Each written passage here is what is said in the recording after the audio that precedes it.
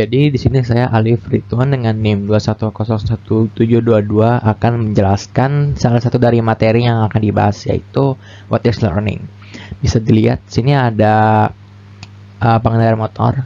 Ketika anak untuk pertama kalinya belajar mengendarai motor dan beberapa kali melakukan kesalahan, di saat yang bersamaan mereka akan belajar dari kesalahan tersebut agar tidak mengulanginya. Jadi dapat disimpulkan bahwa learning atau pembelajaran itu dapat didapat dengan sikap, pengetahuan, cara berpikir untuk problem solving yang didapat dari pengalaman yang telah dilakukan. Lalu apakah semua hal yang kita ketahui itu dipelajari? Tentu tidak ya.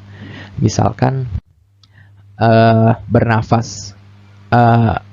Bernafas ini kan kita udah kita pelajari secara bawaan, dan contoh lainnya yaitu berkedip. Kan nggak mungkin ya kita cari tutorial berkedip, tutorial bernafas, kan nggak mungkin ya, karena itu udah bawaan. Jadi learning atau pembelajaran itu meliputi bidang akademik dan non akademik yang biasa kita temukan di sekolah dan dimanapun, sehingga anak-anak bisa mengeksplorasi dunia sendiri. Jadi yang kedua ada approaching to learning atau pendekatan dan pembelajaran. Di sini yang pertama ada perilaku. Perilaku di sini dijelaskan bahwa learning itu didapat dari pengalaman yang didapat secara verbal ataupun non verbal. Misalnya ada seorang anak yang membuat poster, yang inspirasinya itu untuk membuat poster didapat secara visual. Dan adapun proses mental dipisahkan oleh perilaku, karena proses mental sendiri seperti perasaan itu nggak bisa diamati secara langsung atau fisik yang sesuai dengan ilmu perilaku, jadi dibedakan. Yang kedua ada secara kognitif. Kognitif ini ada 4. Yang pertama ada social kognitif. Jadi ada gambar di sini bisa dilihat, pembelajaran itu didapat dari lingkungannya, entah itu lingkungan di rumah, misalnya orang tua, dan perilakunya. Terus yang kedua ada information processing atau proses informasi. Jadi bagaimana anak-anak bisa memproses suatu informasi yang didapat secara visual, memori, dan pemikiran. Di sini ada semacam grafik inputnya. Mereka bisa mendapat informasi yang bisa dilihat di layar komputer, yang kemudian akan dimemorisasikan dan kemudian akan di-recall melalui output. Terus yang ketiga ada cognitive constructivist. Jadi pembelajaran ini didapat dengan pengetahuan yang misalnya di sini ada ilmuwan. Kan ilmuwan itu kita tahu dia trial and error ya, terus mencoba dan mencoba, yang akhirnya mengkonstruksi pengetahuan dan pemahaman sesuatu pada anak-anak. Terus yang terakhir ada social constructivist, yang sesuai dengan judulnya sosial, yang berarti adanya interaksi berupa kolaborasi pada orang lain untuk saling bertukar pikiran agar mendapat pengetahuan serta pemikiran baru dalam memahami sesuatu. Mungkin itu saja yang bisa saya sampaikan. Terima kasih. Yang akan dilanjutkan oleh rekan saya. Perkenalkan, nama saya Beladina Kruto Ayud dengan NIM 2101556. Di sini saya akan mempresentasikan materi mengenai pendekatan perilaku untuk belajar, bagian classical conditioning. Yang pertama, apa itu classical conditioning? Classical conditioning ini adalah model pembelajaran yang menggunakan stimulus untuk membangkitkan rangsangan secara alamiah melalui stimulus lain. Nah, classical conditioning ini adalah gagasan dari Ivan Pavlov pada tahun 1927. Ada 2 jenis rangsangan, yaitu rangsangan tidak terkondisi dan rangsangan yang terkondisi. Dan ada 2 jenis respon, yaitu respon tidak terkondisi dan respon terkondisi. Selanjutnya ada generalization, discrimination, and extinction. Dalam mempelajari respon anjing terhadap berbagai rangsangan, Pavlov membunyikan bel sebelum memberikan daging kepada anjing tersebut, sehingga anjing ini mengeluarkan air liurnya. Nah, setelah beberapa waktu, Pavlov ini melihat bahwa anjing ini juga merespon suara lain, kayak peluit atau bel. Nah, semakin banyak suara, semakin kuat respon anjing itu. Generalisasi dalam classical conditioning ini melibatkan kecenderungan stimulus baru yang mirip dengan stimulus kondisi asli untuk menghasilkan respon yang serupa. Contohnya ruang kelas. Seorang siswa ini dikritik karena mendapatkan hasil yang buruk dalam ujian biologi. Nah, ketika siswa mulai mempersiapkan ujian kimia, dia juga menjadi sangat gugup karena kedua mata pelajaran ini, biologi dan kimia, ini terkait erat dalam sains. Dengan demikian, kecemasan siswa ini digeneralisasikan dari mengikuti tes di suatu mata pelajaran, sehingga mengikuti tes di mata pelajaran lain. Nah, diskriminasi dalam classical conditioning ini melibatkan perbedaan stimulus terkondisi yang belum dipasangkan dengan stimulus tidak terkondisi. Untuk menghasilkan diskriminasi, Pavlov ini memberi makan kepada anjing hanya setelah membunyikan bel, tapi tidak ada setelah suara lainnya. Selanjutnya anjing itu cuma nanggepin belnya aja. Dalam kasus siswa yang mengambil tes di kelas yang berbeda, dia tidak terlalu gugup untuk mengambil ujian bahasa Inggris atau ujian sejarah karena keduanya ini memiliki bidang yang berbeda. Nah, kepunahan dalam classical conditioning ini melibatkan melemahnya respon terkondisi tanpa adanya stimulus tidak terkondisi. Dalam satu sesi, Pavlov ini membunyikan bel berulang kali, tapi tidak memberi anjing itu makanan. Sampai akhirnya anjing itu berhenti mengeluarkan air liur saat mendengar suara bel. Ini juga berlaku pada kasus seorang siswa yang gugup saat mengambil ujian. Ia dapat mengerjakan ujiannya dengan lebih baik. Nah, kecemasan pun akan memudar. Selanjutnya ada systematic desensitization. Nah, terkadang kecemasan dan stres yang terkait dengan peristiwa negatif dapat dihilangkan dengan classical conditioning. Systematic desensitization adalah metode yang didasarkan pada classical conditioning yang mengurangi kecemasan dengan membuat individu merasakan relaksasi dengan visualisasi berturut-turut. Nah, dari situasi yang semakin menghasilkan kecemasan, bayangkan ketika kita memiliki seorang siswa di kelas yang sangat gugup ketika berbicara di depan kelas. Nah, tujuan dari systematic desensitization adalah untuk membuat siswa tersebut merasakan rileks saat berbicara di depan umum. Nah, desensitization ini melibatkan jenis counter conditioning, yaitu perasaan santai yang dibayangkan siswa menghasilkan relaksasi. Siswa kemudian mengasosiasikan isyarat yang menghasilkan kecemasan dengan perasaan santai. Nah, semua isyarat yang menghasilkan kecemasan harus menghasilkan perasaan rileks. Kemungkinan kita akan memiliki siswa yang takut berbicara di depan kelas atau memiliki kecemasan lain. Dan mungkin ada keadaan dalam hidup kita sendiri, di mana kita mendapatkan manfaat dari mengubah perasaan cemas dengan perasaan rileks. Contohnya, tidak jarang beberapa guru merasa nyaman ketika berbicara di depan siswanya, tetapi juga menjadi gugup jika diminta untuk memberikan presentasi di konferensi pengajaran. Konselor dan profesional kesehatan mental telah berhasil membuat individu mengatasi ketakutan mereka berbicara di depan umum menggunakan systematic desensitization. Jika tertarik untuk mengadopsi strategi ini, lakukan dengan bantuan psikolog sekolah daripada melakukannya sendiri.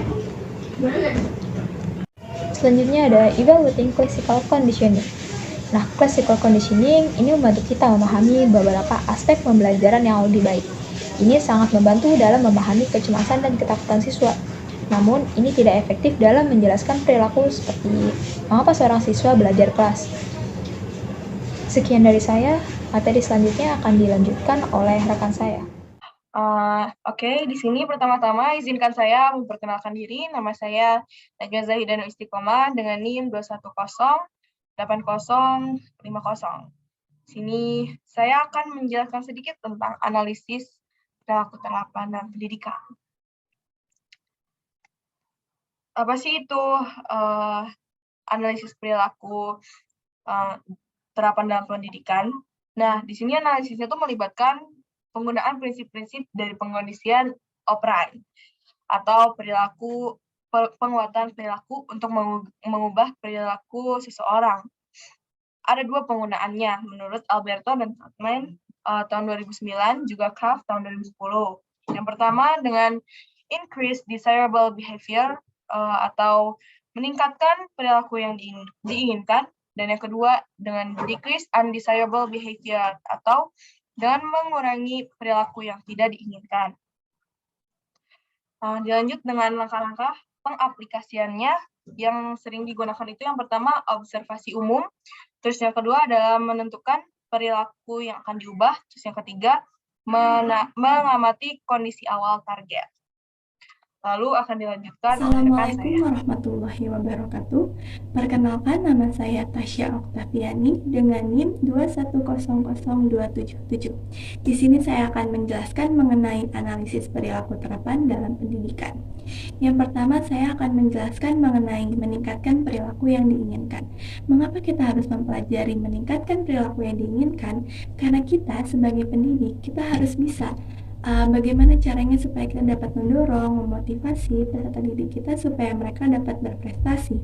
Di sini ada beberapa langkah yang harus kita lakukan supaya kita dapat memotivasi peserta didik kita supaya mereka dapat berprestasi.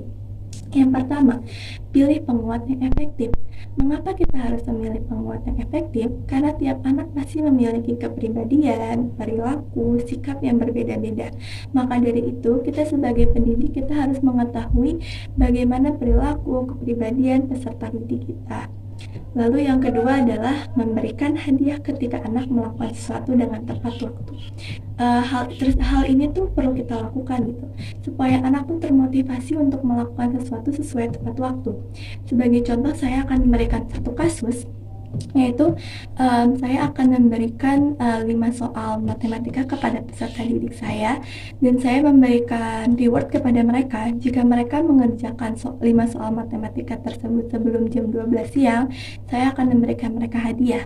Maka dari itu mereka berbondong-bondong bagaimana caranya supaya mereka bisa menyelesaikan soal tersebut, supaya mereka dapat mendapatkan hadiah dari saya, dan akhirnya terbukti mereka bisa mengerjakan 5 soal tersebut, dan saya sebagai pendidik saya harus memberikan reward itu untuk menghargai usaha mereka. Lalu yang ketiga adalah pilih jadwal penguat yang terbaik. Mengapa sih? Karena kita tahu gitu, tidak semua jam itu efektif untuk kita memberikan penguat. Contoh, ketika kita memberikan penguat di pagi hari, mungkin ada sebagian anak yang merasa semangat ketika berangkat sekolah, namun ada anak juga yang merasa ngantuk gitu. Jadi kita tuh sebagai peserta didik harus tahu jam mana yang cocok ketika kita memberikan penguat. Karena ketika kita memberikan penguat di jam yang cocok, maka apa yang kita berikan kepada peserta didik kita akan tersampaikan dengan baik. Lalu yang keempat adalah membuat peraturan di kelas. Mengapa kita harus membuat peraturan di kelas? Supaya peserta didik dapat tertib. Selain itu juga kita harus memberikan sanksi. Jadi ketika mereka ingin melakukan sesuatu, mereka akan berpikir kembali karena jika mereka melanggar, mereka akan mendapatkan sanksi gitu. Lalu yang keenam adalah gunakan penguat negatif yang efektif. Maksud dari kata ini adalah ketika saya memberikan tugas, namun mereka merasa kayak apa sih tugasnya, nggak ngerti, susah gitu, kita harus memotivasi mereka walaupun dengan cara negatif. Sebagai contoh, ketika saya memberikan tugas mereka menggambar, mungkin ada sebagian peserta didik yang tidak menyukai menggambar, namun saya bisa memberikan penguat negatif seperti jika anak-anak tidak mengerjakan tugas ini, anak-anak tidak akan naik kelas. Maka dari itu mereka akan termotivasi untuk mengerjakan tugas yang saya berikan meskipun penguat yang saya berikan itu negatif. Lalu yang keenam yaitu adanya pembeda antara rangsangan atau lingkungan yang menimbulkan sikap diskriminasi. Maka dari itu kita sebagai pendidik kita tidak boleh membedakan peserta didik kita entah dari ras, budaya, atau sebagainya. Kita harus bersikap adil. Namun ada saatnya kita harus berperilaku berbeda ketika ada anak yang kita harus memberikan mereka itu penguat yang berbeda, atau kita harus memberikan perhatian yang berbeda kepada mereka. Baik, di sini saya akan melanjutkan materi selanjutnya yang berjudul tentang mengurangi perilaku yang tidak diinginkan. Contoh perilaku yang tidak diinginkan adalah seperti ketika kita sebagai pendidik sedang menyampaikan sebuah materi di kelas, pasti akan ada beberapa peserta didik yang melakukan kegaduhan di kelas, seperti ada peserta didik yang mengganggu temannya, melakukan diskusi lain, bahkan sampai ada peserta didik yang mengganggu gurunya. Lalu bagaimana sih supaya kita dapat mengurangi permasalahan tersebut? Analisis perilaku terapan Paul Alberto dan Anna Trotman 2009 merekomendasikan menggunakan beberapa langkah sebagai berikut. Yang pertama adalah gunakan penguat diferensial. Mungkin ada kalanya kita sebagai guru menjadikan kita memposisikan diri kita sebagai sahabat mereka supaya kita dapat mengetahui mengapa mereka selalu melakukan kegaduhan di kelas. Maka dari itu kita dapat mengetahui alasan mengapa mereka melakukan hal tersebut. Lalu yang kedua adalah hentikan penguat. Mungkin ada kalanya ketika kita memberikan perhatian yang lebih kepada peserta didik akan menimbulkan beberapa perilaku negatif. Maka dari itu, untuk mencegah hal tersebut, ada kalanya kita untuk menghentikan penguat yang kita lakukan kepada peserta didik. Lalu yang ketiga ada hapus rangsangan yang diinginkan. Nah, pada langkah ini adalah ketika langkah 1 dan langkah kedua tidak dapat diterapkan, maka langkah ketiga inilah yang harus diterapkan. Untuk materi selanjutnya akan dijelaskan oleh rekan saya.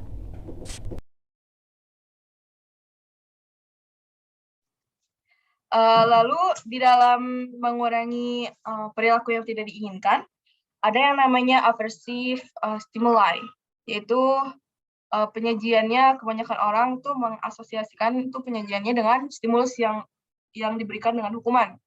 Contohnya bentakan guru terhadap muridnya atau hukuman fisik yang diberikan orang tua kepada anaknya. Nah, hukuman fisik ini banyak yang berpendapat bahwa itu kurang baik gitu. Terus kalau misalkan hukuman fisik ini melebihi batasnya, maka itu akan berbahaya juga terhadap prefrontal cortex anak-anak untuk menuju dewasa, seperti akan berbahaya untuk cara berpikirnya dan juga untuk untuk memilih sesuatu gitu. Jadi mengambil keputusan itu bakalan terganggu gitu. Terus ada beberapa tipe umum aversive stimulus yang kita bisa lihat dari seorang guru. Yang pertama itu dengan teguran verbal. Nah, teguran ini tuh diberikan ketika kita sedang dekat dengan anaknya dan diberikan langsung gitu, to the point, langsung dari poinnya gitu. Terus yang kedua adalah teguran nonverbal dengan cara mengerutkan kening ataupun kontak mata. Lalu lanjut ke, karena banyaknya masalah yang ditimbulkan dari aversive stimulus atau hukuman fisik ataupun lainnya, ada beberapa akibatnya gitu. Jadi yang pertama bentakan atau teriakan yang guru berikan itu ke siswa itu menunjukkan model yang tidak baik gitu. Jadi gagal dalam menangani situasi di dalam kelas. Terus yang kedua, hukuman yang diberikan itu bakalan menanamkan ketakutan, kemarahan, dan juga penghindaran dari murid-murid. Terus yang keempat, ada hukuman yang diberikan itu berkesan pada muridnya tuh yang nggak boleh dilakuin atau yang dilarang, bukannya apa yang harus dilakukan. Terus yang kelima, hukuman juga bisa membuat penguatan pada siswanya. Contohnya, dengan dia tuh melakukan kesalahan ini tuh pengen dilihat guru atau enggak pengen jadi pusat perhatian teman-teman di kelasnya. Terus yang terakhir, hukuman juga bisa membuat seorang anak berperilaku kasar kepada anak lainnya. Nah, di sini ada hukuman yang dianjurkan untuk anak itu. Hukuman fisik, yang pertama hukuman fisik ringan, yang ringan gitu kan, nggak berat, nggak melampaui batas, karena akan berbahaya untuk nanti perkembangan otaknya. Nah, yang kedua, dengan tidak sering melakukan hukuman itu. Terus yang ketiga, hukuman ini digunakan dalam konteks positif dalam hubungan orang tua dan anak. Nah, di sini ada strategi guru dalam mengurangi hukuman fisik yang kasar, yang terlalu berat. Yang pertama itu dengan penggunaan hukuman yang enggak terlalu sering. Terus yang kedua, dengan memantau apa yang dilakukan siswa dengan benar, bukan yang dilakukan siswa dengan salah. Terus yang ketiga, pindai aktivitas positif siswa di dalam kelas. Terus yang keempat, berikan perhatian kepada siswa yang berperilaku baik di dalam kelas. Begini saja dari saya. Selanjutnya akan dilanjutkan oleh rekan saya. Terima kasih. Perkenalkan, saya Saida Hikmah Lutfiana dengan NIM 2103814. Materi selanjutnya yaitu mengevaluasi kondisi operasional dan analisis perilaku terapan. Guru mempunyai pengaruh yang cukup besar atas perilaku siswa, terutama saat berada di dalam kelas. Ketika guru merasa senang memberikan pelajaran di kelas, maka siswa juga akan merasa senang dengan pelajaran yang diberikan. Itu akan memberikan pengaruh yang baik kepada siswa ketika berada di dalam kelas. Selanjutnya, strategi menggunakan analisis perilaku terapan untuk mengubah perilaku siswa di dalam kelas. Yang pertama, itu fokus pada apa yang kita inginkan untuk siswa lakukan, supaya siswa juga memahami tujuan dari tugas yang kita berikan atau perintah yang diberikan oleh guru. Kedua, berikan informasi yang menurut siswa itu menyenangkan. Mungkin contohnya seperti memberikan informasi apresiasi ketika siswa menyelesaikan tugas, maka mereka akan mendapatkan sesuatu yang baik seperti nilai yang baik atau bagus. Selanjutnya, tidak menyamaratakan perilaku ke semua siswa, karena setiap individu itu memiliki karakter yang berbeda, maka cara menghadapi setiap individu itu pun berbeda. Lalu ingat kembali masalah yang dikaitkan dengan hukuman yang diberikan. Nah, ketika memberikan hukuman, kita harus memerhatikan masalah apa yang membuat siswa itu berhak mendapatkan hukuman. Selanjutnya, guru bukan satu-satunya sumber ilmu pengetahuan di kelas. Nah, ketika kita harus mengingat itu, karena bisa saja siswa juga mendapatkan ilmu pengetahuan dari teman sekelasnya ketika di kelas, atau mungkin dari teman sebayanya di luar kelas. Terakhir, hukuman bukanlah hukuman kecuali perilakunya menurun. Nah, ini menurut saya berkaitan dengan yang sebelumnya, harus mengingat kembali masalah apa yang membuat siswa itu berhak mendapatkan hukuman. Ketika hukuman itu tidak memberikan pengaruh yang baik untuk siswa yang diberikan hukuman, maka lebih baik hukuman itu ditiadakan. Itu saja materi dari saya. Terima kasih. Saya Nadia Nurul Husna dengan NIM 2100511. Materi selanjutnya yaitu tentang pendekatan kognitif sosial untuk belajar. Yang pertama yaitu ada teori kognitif sosial menurut Bandura. Albert Bandura mengembangkan model determinisme timbal balik yang terdiri dari 3 faktor, yaitu perilaku, orang atau kognitif, dan lingkungan. Ketiga faktor tersebut dapat berinteraksi untuk memengaruhi pembelajaran. Salah satu penerapan dari teori kognitif sosial menurut Bandura ini, yang pertama yaitu ada kognisi mempengaruhi perilaku. Di sini contohnya yaitu ada Sondra mengembangkan strategi kognitif untuk berpikir lebih mendalam dan logis tentang bagaimana memecahkan masalah. Di sini penerapannya yaitu strategi kognitif dapat meningkatkan perilaku prestasinya. Yang kedua yaitu ada perilaku mempengaruhi kognisi. Contohnya belajar yang merupakan sebuah perilaku. Sondra telah membawanya untuk mencapai nilai bagus, yang selanjutnya akan memberikan harapan positif kepada Sondra tentang kemampuannya dan memberikan kepercayaan dirinya yang termasuk kognisi. Selanjutnya ada lingkungan mempengaruhi perilaku. Contohnya di sini yaitu sekolah yang dihadiri Sondra baru-baru ini mengembangkan program studi keterampilan percontohan untuk membantu siswa belajar bagaimana membuat catatan, mengelola waktu mereka, dan mengambil tes lebih efektif. Program belajar keterampilan meningkatkan perilaku berprestasi Sondra. Selanjutnya yaitu ada perilaku mempengaruhi lingkungan. Di sini contohnya yaitu program studi keterampilan berhasil dalam meningkatkan perilaku berprestasi banyak siswa di kelas Sondra. Perilaku berprestasi siswa yang meningkat mendorong pihak sekolah untuk mengembangkan program tersebut agar semua siswa di SMA ikut serta di dalamnya. Lalu ada kognisi mempengaruhi lingkungan. Contohnya yaitu harapan dan perencanaan dari kepala sekolah dan guru membuat program keterampilan belajar menjadi mungkin sejak awal. Dan yang terakhir yaitu ada lingkungan mempengaruhi kognisi. Contohnya, sekolah mendirikan pusat sumber daya di mana siswa dan orang tua dapat pergi untuk melihat buku dan materi untuk meningkatkan keterampilan belajar.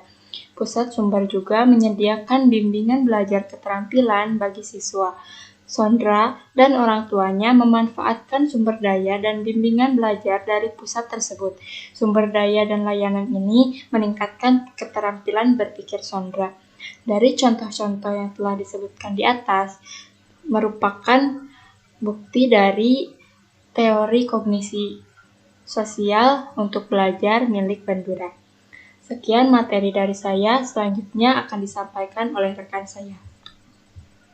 Nama saya Najmi Dinda Ayuni dengan NIM 2104636. Saya akan menjelaskan tentang observational learning atau pembelajaran observasi.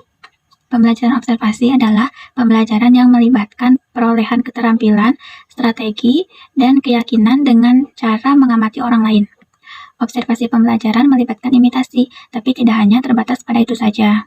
Apa yang dipelajari biasanya bukan meniru yang sama persis dari apa yang dimodelkan, melainkan hanya bentuk umum atau strategi yang pengamat terapkan dengan cara-cara kreatif. Pada tahun 1986, Bandura menjelaskan ada 4 kunci proses dalam pembelajaran observasional. Di antaranya yang pertama, attention atau perhatian. Sebelum siswa dapat menirukan model, mereka akan memperhatikan apa yang dilakukan atau dikatakan model tersebut. Perhatian terhadap model dipengaruhi oleh karakteristik si model tersebut. Biasanya siswa itu menganggap model yang statusnya lebih tinggi lebih pantas ditiru daripada model yang statusnya lebih rendah. Contoh umum model status tinggi itu adalah guru. Sehingga kebanyakan guru menjadi panutan untuk siswa-siswanya. Yang kedua, retention atau retensi. Untuk menirukan tindakan model, setelah memperhatikan tindakan model tersebut, mereka akan menyimpannya di dalam memori tentang tindakan yang diamati untuk diingat kembali. Kalau untuk pembelajaran biasanya video-video dengan animasi atau pokoknya video dengan penuh warna lebih mudah diingat daripada instruksi dari gurunya sendiri. Selain itu, retensi siswa juga dapat ditingkatkan ketika guru menjelaskan dengan logis dan jelas. Yang ketiga, production atau produksi. Anak-anak mungkin memperhatikan model dan mengingatnya dalam memori mereka berdasarkan apa yang mereka lihat. Tapi karena keterbatasan motoriknya, mereka tidak langsung bisa mempraktikkan apa yang dilakukan model tersebut. Misalnya, seorang anak memperhatikan seorang pianis. Nah, dengan memperhatikan tadi, si anak tersebut tidak langsung bisa memainkan piano. Dia harus dilatih dan belajar terus-menerus sampai bisa. Jadi untuk mengembangkan performa motoriknya, kita harus memberikan pelajaran kepada anak tersebut atau dilatih dengan terus-menerus. Yang keempat, ada motivasi. Anak-anak sering memperhatikan apa yang dikatakan atau dilakukan seseorang kan, lalu menyimpan ingatan itu di dalam memorinya. Kemudian memiliki keterampilan motorik untuk melakukan tindakan tersebut, tapi tidak termotivasi untuk melakukan tindakan yang dicontohkan modelnya. Jika hal itu terjadi, ada triknya. Pertama, memberi penghargaan kepada model. Kedua, memberi anak hadiah. Yang ketiganya, menginstruksikan anak untuk membuat pernyataan tentang menguatkan diri sendiri, seperti, ya kita melakukannya dengan baik, begitu. Yang keempat, menunjukkan bagaimana perilaku untuk menguatkan hasilnya. Model di kelas. Pada umumnya, model di kelas itu adalah guru. Guru adalah panutan bagi siswanya. Ketika kita menjadi guru, siswa akan memperhatikan kita setiap hari. Selain itu, banyak juga tindakan-tindakan positif dari guru yang dapat ditirukan oleh siswa. Siswa juga bisa menjadi reflektif dan berpikir kritis kalau mereka mengamati seorang model. Selain itu, siswa juga belajar dari model lain, tidak hanya dari guru saja. Mereka belajar dari orang tua, mentor, dan belajar dari teman sebaya. Terutama kalau teman sebayanya tuh merupakan seseorang yang dikagumi atau disukai oleh siswa tersebut. Maka nantinya, efikasi dari siswa tersebut akan meningkat terutama dalam prestasi di sekolah. Lalu ada model di media. Contohnya adalah acara televisi Sesame Street. Acara televisi Sesame Street adalah program pendidikan yang efektif untuk mencakup banyak pembelajaran observasional positif untuk anak-anak dan dirancang untuk mengajar baik secara kognitif maupun sosial. Sesame Street juga menggambarkan bahwa mengajar itu dapat dilakukan secara langsung dan tidak langsung. Secara langsungnya dengan cara guru memberitahu apa yang akan mereka sampaikan atau ajarkan kepada anak-anak mereka, dan guru tersebut benar-benar mengajarkan materi yang disampaikan kepada anak-anaknya. Itu adalah metode yang sering digunakan oleh Sesame Street untuk menyampaikan kemampuan kognitifnya. Tapi keterampilan sosial biasanya dikomunikasikan secara tidak langsung di acara itu. Seperti kita harus bekerja sama dengan seseorang untuk menyelesaikan suatu event. Hal ini juga bertujuan untuk membantu anak-anak memahami apa artinya kooperatif dan kelebihannya. Di acara ini juga banyak hiburannya. Ada musik juga, jadi anak-anak bisa bernyanyi sambil belajar agar tidak membosankan. Lalu, ada juga hiburannya seperti Mr. Cookie yang mengganggu pembelajaran yang diadakan oleh Mr. Kermit atau si kodok. Itulah mengapa acara televisi ini menyenangkan, tidak membosankan, dan di sisi lain juga terdapat pembelajaran yang dapat kita ambil. Lalu, ada strategi efektif menggunakan pembelajaran observasi. Pertama, pikirkan tentang jenis model apa yang akan Anda hadirkan untuk dipelajari. Siswa akan memperhatikan kita ketika kita menjadi guru. Bahkan mereka akan mendapat banyak informasi hanya dengan berada di sekitar kita saja. Oleh karena itu, strategi yang bagus adalah berperilaku seperti kita ingin siswa itu berperilaku. Jadi misalkan kita ingin siswa itu berperilaku baik, maka kita juga harus berperilaku baik sebagai contohnya. Yang kedua, menunjukkan dan mengajarkan perilaku baru, seperti mendemonstrasikan cara membuat sesuatu. Misalkan mengajari aljabar, membuat kerajinan, dan lain sebagainya. Demonstrasinya juga harus jelas, logis, dan berurutan. Ketiga, pikirkan tentang cara menggunakan teman sebaya sebagai model yang efektif. Guru bukan satu-satunya panutan atau model yang ada di sekolah. Terdapat juga siswa lain. Nah, jadi biasanya kan anak-anak itu mengambil model tuh yang berdasarkan statusnya lebih tinggi kan. Nah, anak-anak yang lebih tua itu biasanya statusnya lebih tinggi karena mereka itu punya banyak pengalaman. Jadi, anak-anak yang lebih tua dapat dijadikan model sebagai panutan untuk anak-anak di bawah umurnya. Karena yang lebih tua juga kan biasanya memilah-milah dulu untuk menyampaikan mana yang positif dan yang negatif. Keempat, pikirkan cara-cara yang dapat digunakan mentor sebagai model. Mentor berfungsi sebagai model yang kompeten. Mereka akan membantu kita untuk mencapai tujuan. Hanya dengan beberapa jam atau minggu saja, kehidupan seorang siswa akan berubah hanya dengan belajar dengan mentornya. Apalagi kalau misalkan orang tuanya tuh bukan panutan yang baik untuk anak tersebut. Yang kelima, evaluasi tamu kelas mana yang akan memberikan model yang baik untuk siswa. Jadi kita harus mengundang tamu yang memiliki sesuatu yang bermanfaat untuk disampaikan atau memiliki sesuatu untuk didemonstrasikan kepada siswa-siswa kita. Yang keenam, perhatikan model yang diamati anak-anak di televisi, video, dan komputer. Karena siswa juga kan memperhatikan model-model yang ada di sana. Jadi kita juga harus dapat memilih-milih mana model yang baik, mana yang tidak baik, dan mana yang menyenangkan, mana yang tidak. Karena anak-anak juga nanti memiliki tanggapan masing-masing terkait dengan model yang ada di media-media tersebut. Sekian dari saya, selanjutnya akan dijelaskan oleh Alia. Assalamualaikum warahmatullahi wabarakatuh. Perkenalkan, saya Alia Azanisha dengan NIM 2102539. Di sini saya akan menjelaskan mengenai materi pendekatan perilaku kognitif dan juga regulasi diri.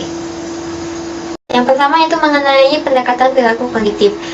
Ada sebuah pepatah dari seorang filsuf Cina di mana dia mengatakan jika Anda memberi seseorang ikan, maka Anda memberinya makan untuk sehari. Tetapi jika Anda mengajarinya memancing, maka Anda memberinya makan untuk seumur hidup. Nah, sama halnya dengan pendekatan perilaku kognitif, di mana ini menekankan kepada siswa agar siswa itu dapat memantau, mengelola, dan juga mengatur dirinya sendiri gitu, tanpa dikendalikan lagi oleh faktor eksternal. Di sini siswa itu ditekankan untuk bisa mengubah perilakunya sendiri. Ada salah satu metode yaitu metode self-instructional. Nah, itu merupakan sebuah teknik perilaku kognitif yang bertujuan untuk memodifikasi perilaku seseorang dengan cara berbicara positif pada dirinya sendiri.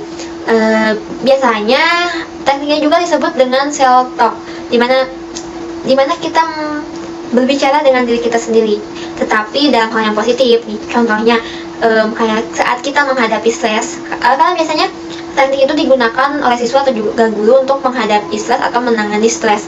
Nah, contohnya tuh misalnya kayak kita berbicara pada diri, saya bisa memenuhi masalah ini, saya bisa memenuhi tantangan ini, saya pasti bisa melakukannya. Tidak apa-apa saya istirahat sejenak di sini, tapi saya akan lanjutkan lagi. Saya pasti bisa menghadapi permasalahan ini. Saya pasti bisa menyelesaikan masalah ini, seperti itu contohnya. Nah, biasanya teknik ini tuh digunakan untuk mengubah pernyataan diri negatif menjadi pernyataan diri yang positif nih. Kayak misalnya tuh awalnya tuh kita berpikir, wah saya tidak bisa melakukannya, itu terlalu sulit. Nah, kita ubah ke yang positif, jadi saya pasti bisa menyelesaikannya, seperti itu. Nah, kayak misalnya berbicara positif juga dapat menjadi pembantu guru itu sekaligus siswa untuk mencapai potensi penuh mereka. Ya, dimana siswa dan guru itu bisa menggali potensi diri mereka dengan mempercayai diri mereka sendiri. Nah, behavioral cognitive ini lebih menyarankan agar siswa itu meningkatkan kinerja mereka dengan memantau perilaku mereka sendiri. Selanjutnya itu mengenai regulasi diri. Regulasi diri ini terdiri dari self-generation dan juga self-monitoring dalam pikiran, perasaan, dan juga perilaku untuk mencapai tujuan secara akademis maupun sosial emosional. Self-regulation ini merupakan aspek penting dalam kesiapan anak sekolah, karena beberapa penelitian itu mengatakan bahwa siswa yang mempunyai strategi self-regulation dan masuk ke dunia pendidikan itu mendapatkan prestasi yang lebih tinggi dibandingkan siswa yang belum memiliki self-regulation. Nah, dari penelitian itu dinyatakan bahwa siswa yang berprestasi tinggi itu ialah siswa yang melakukan self-regulation. Dalam model self-regulation learning itu terdapat 4 tahap. Ya, yang tanya itu pertama evaluasi dan pemantuan diri, yang kedua yaitu penetapan tujuan dan perencanaan strategi, kemudian yang ketiga mewujudkan rencana dan memantaunya, dan yang keempat ialah memantau hasil dan menyempurnakan strategi. Dalam self regulation ini peran guru, tutor, mentor atau teman sebaya dan juga orang tua itu penting untuk mendorong motivasi siswa dalam self-regulation. Nah, contohnya nih pada evaluasi dan pemantauan diri ini, guru itu membagikan formulir sehingga siswa itu dapat memantau aspek-aspek tertentu dari pembelajaran mereka. Kemudian guru juga memberikan tugas harian pada siswa itu untuk mengembangkan keterampilan dari pemantauan mereka, gitu. Misalnya seperti memberi kuis per minggu untuk menilai secara baik bagaimana mereka mempelajari pembelajaran tersebut. Nah, kayak setelah beberapa hari itu guru tuh kayak mulai meminta siswa itu untuk menukar pekerjaan mereka dengan teman sebangkunya, sehingga di mana tuh rekan-rekan dan teman-temannya itu untuk mengevaluasi keakuratan tugasnya dan seberapa efisiensi siswa itu terlibat dalam pemantauan dirinya. Nah, kemudian yang kedua itu dalam penetapan tujuan dan juga perencanaan strategi. Misalnya setelah seminggu pemantauan atau latihan terus dari guru, guru itu meminta siswa itu untuk memberikan persepsi kayak bagaimana sih pandangan mereka tentang kekuatan dan kelemahan strategi belajar mereka sendiri, gitu. Kayak guru itu menekankan keterkaitan antara strategi dan strategi pelajaran itu dengan hasil belajar yang mereka terima.